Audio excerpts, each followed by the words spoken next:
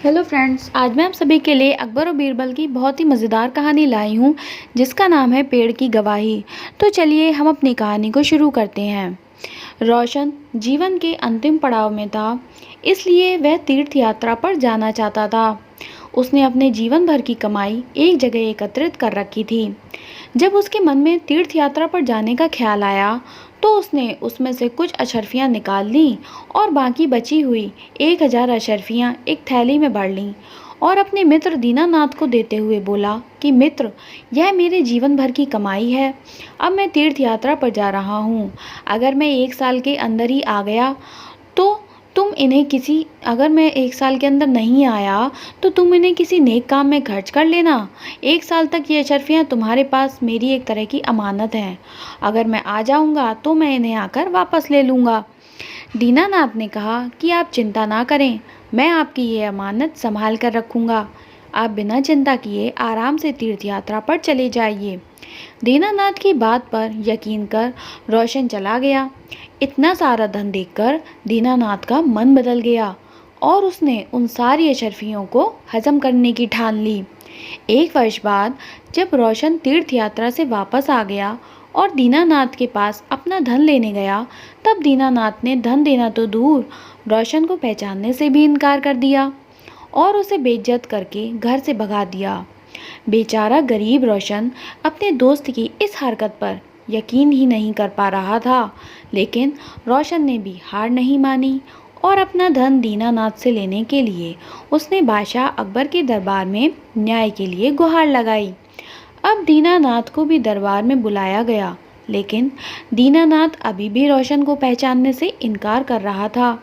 रोशन के पास अपनी बात को साबित करने के लिए ना तो कोई गवाह था और ना ही कोई सबूत। सच्चाई का पता करने के लिए बादशाह ने ये मामला बीरबल को सौंप दिया। बीरबल ने दोनों से दोबारा पूछताछ की, लेकिन दीनानाथ अपनी बात पर अटल रहा। बीरबल ने रोशन से पूछा कि तुमने किसके सामने अपना धन दीनानाथ को दिया था? तब रोशन ने कहा कि हुजूर, बस एक आम के पेड़ के नीचे मैंने अपना धन दिया था और कोई गवाह नहीं था। तब बीरबल कहते हैं कि इसका मतलब तुम्हारा गवाह वो आम का पेड़ है, तो तुम जाओ और उस आम के पेड़ से कहो कि वो तुम्हारे पक्ष में गवाही दे, और अगर वो ना माने तो उसकी मिन्नतें करना, लेकिन पेड़ को गवाही के लिए लेकर जरूर आना, तभी तुम्हारा धन तुम्हें वापस मिल सकता है। बेचारा रोशन बड़बड़ाता हुआ चला गया। पेड़ भी भला गवाही दे सकता है? दीनानाथ और बीरबल महल में ही रोशन का इंतज़ार करने लगे। जब कुछ समय गुजर गया तो बीरबल बोला कि अब तक तो रोशन आम के पेड़ के पास पहुंच गया होगा और उससे मिन्नतें कर रहा होगा। तभी दीनानाथ बोला कि रोशन तो वृद्ध आदमी है, वो इतनी जल्दी वहां नहीं पहुंच सकता है। अभी तो उसे काफ़ी समय लग जाएगा, क्योंकि वहां का रास्ता भी साफ नहीं है। बीरबल शांत होकर रोशन का इंतज़ार करने लगे। बहुत देर बाद रोशन महल में आया और बोला कि महाराज, मैंने पेड़ से बहुत मिन्नतें की, लेकिन वो वहीं का वहीं खड़ा रहा। अब आप ही बता दीजिए कि मैं क्या करूं? बीरबल ने रोशन को आश्वासन देते हुए कहा कि तुम चिंता मत करो, पेड़ तुम्हारे पक्ष में गवाही देकर चला गया है। तब दीनानाथ ने कहा, आश्चर्यचकित होकर पूछा, पेड़ कब आया? मैं तो कब से यहीं बैठा हुआ हूँ। तब बीरबल बोले कि दीनानाथ, जब मैंने तुमसे पूछा था कि रोशन उस पेड़ के पास पहुँच गया होगा तो तुमने तुरंत इनकार कर दिया। इसका मतलब कि तुम उस जगह के बारे में अच्छी तरह से जानते थे, लेकिन तुम झूठ बोल रहे थे। इतना कहने के बाद दीनानाथ डर गया।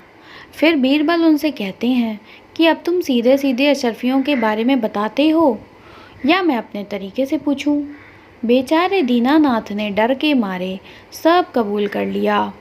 उसने रोशन से माफ़ी मांगकर उसका सारा धन उसे वापस कर दिया। तो दोस्तों, हमारी ये कहानी यहीं ख़त्म होती है।